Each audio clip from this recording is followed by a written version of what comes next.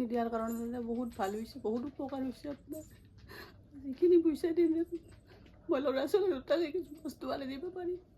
তো বিচাৰে বেছিকৈ কয় দেউতাৰ অসুখৰ পৰা আজিকালি খাব নাপায় হ'ল বস্তুবিলাক নাপায়। নমস্কাৰ কৰিলে বাকী জয়। আমি আছোঁ বৰ্তমান ২ নং দক্ষিণাটিত। এওঁ দেখোন খাই কি হৈছে কওকচোন। আজি 2 মাহ ধৰি তাৰমানে কিডনি প্ৰব্লেম, একো খাব নোৱাৰে ল'ব নোৱাৰে। তাৰপিছত তেওঁকে JMCত দেখুওৱা হ'ল আৰু টকা পইচাও লাগে বহুত। আমি মানে যিখিনি পাৰোঁ কৰিলোঁ আৰু নাইও আমাৰ সিমান কৰিব পৰা ক্ষমতা। অৱশ্যে বহুত দৰকাৰ, চাউল মানে টকাৰ অভাৱত একোৱেই নাই আমাৰ, মানুহো নাই, আনকি হাতা মানুহো নাই মানে সহায় সহযোগ কৰি দিব যে। এনে ডক্টৰে কি কৈছে? ডক্টৰে কৈছে তেওঁ কিডনি ট্ৰান্সফাৰ কৰিব লাগিব বুলি। কেনেকৈ কি কৰোঁ মানে সেয়ে আমাৰ ডাঙৰ চিন্তা হৈছে। ল'ৰা ছোৱালী দুটা মোৰ, কেনেকৈ কি কৰিম। এতিয়া বৰ্তমান ডায়েলিচিছ কৰি আছে? ডায়েলিচিছ কৰি আছোঁ। ৰাইজে মানে অলপ সহযোগ কৰিলে আৰু ল'ৰা ছোৱালী দুটাৰ লগত তেওঁ চিকিৎসাৰ অভাৱত দিয়ে আছে চাওক, গিৰিয়েক বিচনাত পৰি আছে আৰু ঘৈণীয়েকে গুৰিত বহি কান্দি আছে। আৰু আপোনালোকে জানে কিডনিৰ প্ৰব্লেম হ'লে বহুত পইচাৰ প্ৰয়োজন হয়, কিন্তু হয়তো আজি খাবাৰে চাউল নাই। বেলেগে কাবাই দিছে যদি খাইছে, আৰু যদি নাই নাশা কৰি আছে আৰু কান্দি আছে। চাওক, এওঁ নাকান্দ কান্দব লগা নাই, ভাল হ'ব দিয়ক। চাওক, বয়স কিমান এওঁৰ? 37 বছৰ। চাওক, মাত্ৰ 37 বছৰ বয়স। সৰু সৰু বাচ্চা দুটা আছে। এই বাচ্চা দুটাৰ ভৱিষ্যতৰ কথা আছে। আজি দেউতাই কেনেকৈ বিচনাত পৰি আছে 2 মাহ ধৰি।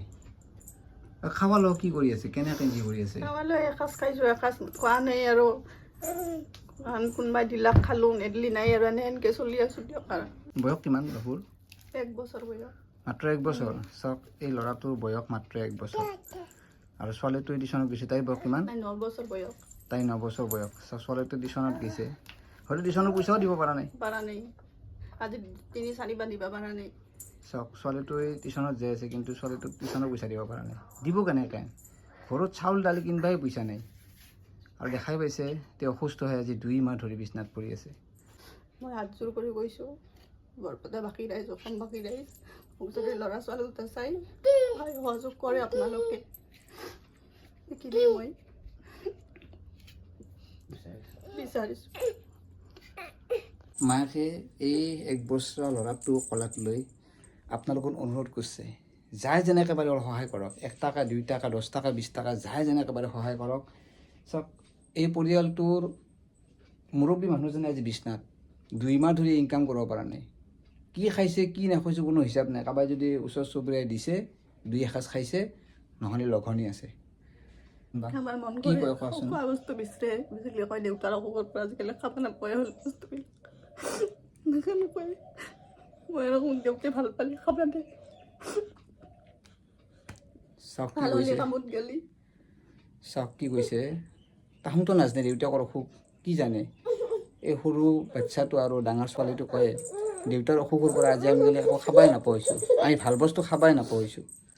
চাওকচোন, এই পৰিয়ালটোৰ ওপৰত কেনে এটা বিপদ আহি গৈছে। তাহোঁ জেদ কৰি কথা পালে খাম কিবা দি খাম দিব লাগিব, মই আনি দিব লাগিব, এনেকৈ মই মোৰ পৰা আনি দিম, মোক কাবাই দিলে সিহঁতক দিব পাৰিম, এনেকৈ কওঁ। কায়ো দিয়া নাই মা, ওচৰৰ মানে কোনেও দিয়া নাই, এনেকৈ কয়। ওচৰৰ মানুহ কাবাই দিলে খাম সেনেকৈ ভাবে আৰু জেকটো আহি সুধে কাবাই দিছে না ওচৰৰ মানুহে, সেই দিলেহে খাব। চাওক, এনেকৈ স্কুলতো যাই আছে, অহা যোৱা কৰিছে, টিউশ্যনত যাই আছে। হয়তো কেতিয়াবা তাৰমানে কি নাশো কৰি যাব লাগে, নাশো কৰি যাব লগা হয়, যায় প্ৰায়ভাগ নাশোকে যায়, স্কুলত নাশো কৰি যায়, নাশোকে যায়। কেতিয়াবা খুব বেছি এখন বিস্কুট থাকে যদি খালা, নহ'লে নাই পানী খাই গ'লে সেনেকৈ যায়। আৰু স্কুলত ভাত দেই মধ্যাহ্ন ভোজন, কাৰণ মই খালী কালাক নাখালে নাই আৰু ঘৰত আহি বস্তু বিচাৰিলাক, বস্তু বিচাৰিলে মই ক'ৰ পৰা দিম, নাইতো এনেকৈ থাকে দিয়ক। কি কৈছে মানে কেতিয়াবা যাওঁতে চাহ খাবও নাপায়, এখন বা হয়তো বিস্কুট এখন খাই যায়। চাওক এই পৰিয়ালটো কিমান বিপদত পৰি আছে। আপোনাৰ গুগল পে' নাম্বাৰ আছে নে কোনোবা? আছে আছে ন?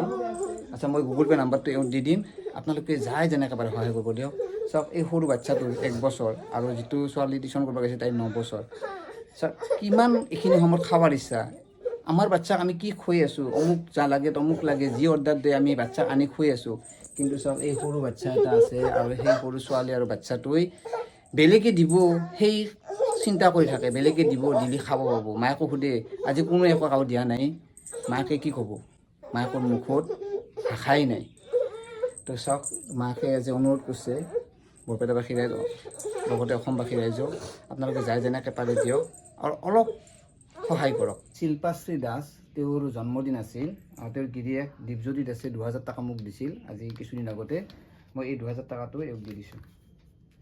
এই 2000 টকা ল'ব আৰু আপোনালোকে যিমান পাৰে ভিডিঅ'টো শ্বেয়াৰ কৰক। এইটো সৰু ল'ৰা, ছোৱালীটো গৈছে টিউশ্যনত।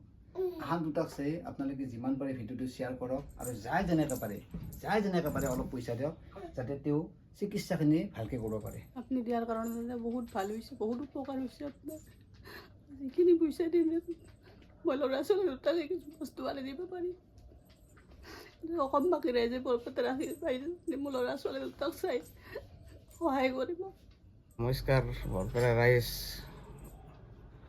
মই মানে এনেকৈ বেমাৰত পৰি বিচনাত পৰি আছোঁ আৰু চলা ফুৰাত বহুত অসুবিধা হৈছে, খোৱা লোৱাত বহুত অসুবিধা হৈছে, বেমাৰ চিকিৎসাত বহুত অসুবিধা হৈছে। অলপ যাতে আপোনালোকে সহায় কৰে।